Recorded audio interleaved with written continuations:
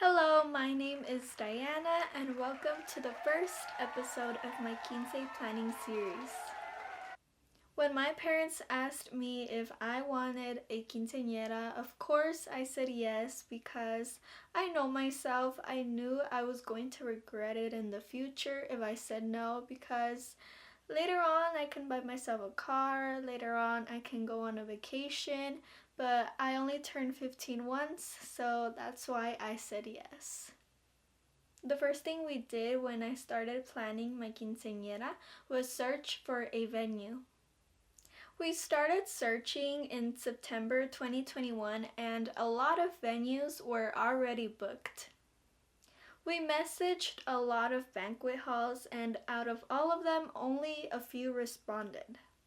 There was so many pretty and fancy venues, but a lot of them didn't respond or were already booked because we did start searching pretty late, which meant we didn't have a lot of options to choose from. So for one of the banquet halls, when we arrived there, he told us that there was actually two venues. And we were only there for one of them because we didn't know they had another one. And once he showed us the other one, it was huge and we were surprised. It fit almost 600 people, and that's one of the reasons we didn't get that one because we don't have a lot of family. So it would be really hard to fill that up and it probably would have looked empty.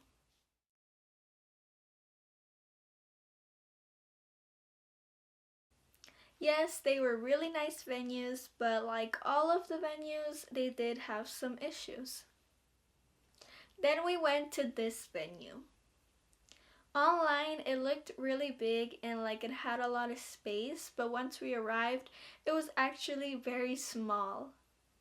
It looked very fancy, however, the dressing room and the restrooms were not that clean.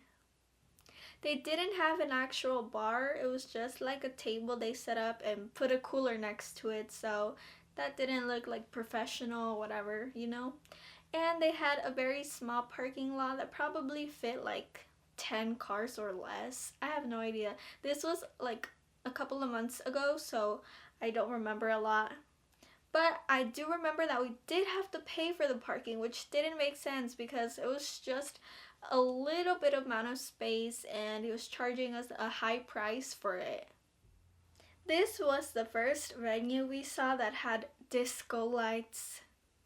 They looked very cool. It looked like there was a party going on in there already, but at the same time I was getting a little bit dizzy.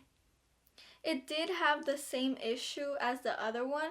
The dressing room was super small. It was so tiny. It's like a little closet. They also didn't have a parking lot, and that's a struggle because when your guest arrives, they like take forever to look for parking. And you know what? They probably get tired of looking and then leave. I'm not really going to talk about prices for the venues because all of them like add tons of extra charges and fees, so there's not really like an exact price that I can tell you. Okay, so for the next venue, this one was actually really hard to find. We didn't know where it was because it ended up being connected to a toy store. So the entrance was a toy store, and that's how like we got lost. We weren't looking for a toy store. We were looking for a venue with a nice entrance. So, yeah. The owner told us that the guests would have to enter from the back and go down these little stairs, and it was like very tight there. And we didn't like that because we felt like we were entering a basement or like a warehouse or like a storage room. It looked very weird.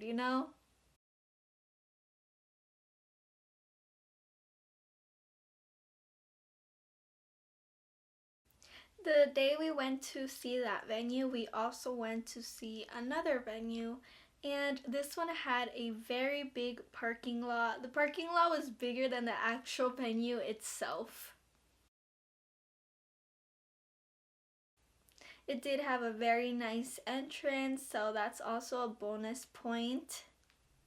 Although it was very clean and elegant, I felt like it wasn't for a 15. It was more for smaller parties or gatherings or like meetings, because she did tell us that people gather there for meetings. I don't know what it was. I don't know if it was like a club meeting or something like that. It did come with one of those dancing stages. I don't know. I don't think they're called stages. Cause it's like a little floor that lights up, and I just feel like I wouldn't have been comfortable dancing a zapateado there because it looked so fragile. I don't know, like it had lights, so it was like this like hard type of plastic. I don't think it was glass, but it looked like if I stomped on there, it would have breaked. Broke. It would have broke. So yeah. It also didn't have a stage for the banda, and it didn't have a dressing room. And of course, the banda doesn't need a stage and all that, but it needs like a space to be at. And I feel like they would have been squished because a banda is a lot of people. If you guys don't know, it's like some have 12, 16, even more. I feel like they wouldn't have fit correctly there because next to them the DJ would have been there, and also the cake, because there wasn't a lot of space to put things, because we also needed space for like the dessert table, for the cake table, for my table, like all that stuff. So I feel like it was a little bit smaller than the other one we saw that day. Finally, this is the last venue that we went to.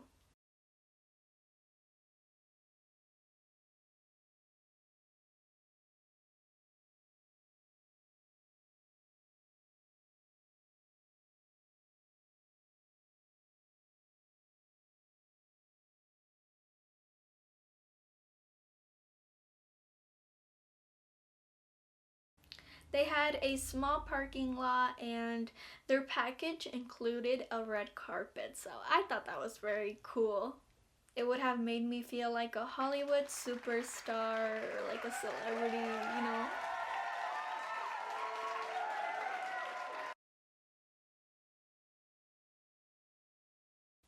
This one had very fancy restrooms. We were kind of shocked.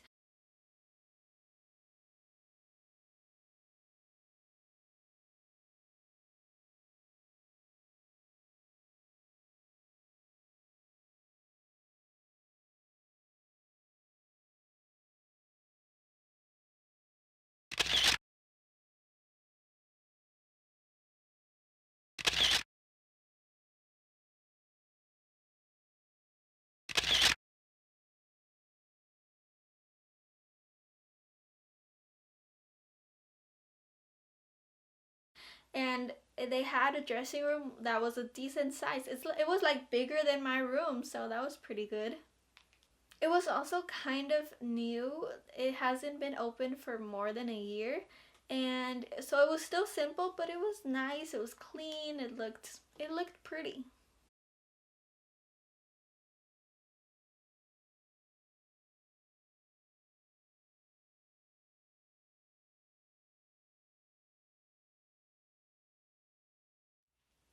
Now it's time to reveal which venue I got. So before I tell you, make sure to comment down below. Tell me which venue you think I got.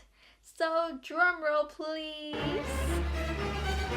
I got the last last one that I just showed you guys. So around 2 weeks later, after we got the banquet hall, they had this like food tasting event that we had to attend to try the food to see what we want for our party, and it was also like an open house for people, you know?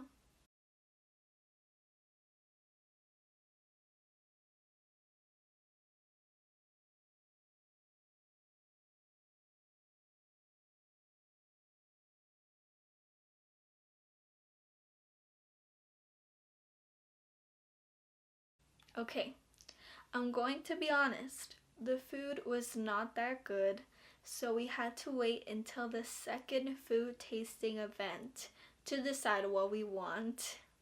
After months of waiting, it was time to go food tasting again because it was in February. It was my birthday month, so we started searching in like what, September? I think we got it around October, something like that. So it was a couple of months of waiting. Okay, so they did tell us that they were going to change the catering person because they did receive a lot of complaints about the food not being good.